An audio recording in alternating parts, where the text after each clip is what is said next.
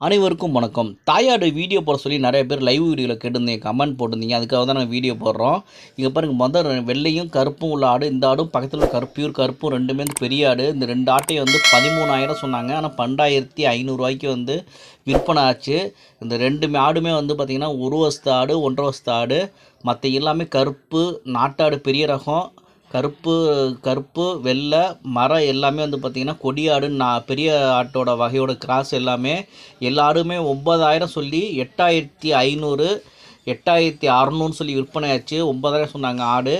எல்லா ஆடுமே வந்து 1 வருஷத்து ஆடு, 2 வருஷத்து ஆடு, பல்லு சேர்ந்தது, பல்லு சேராது. மோஸ்ட்லி எல்லாமே வந்து சினையாக இருந்துச்சு.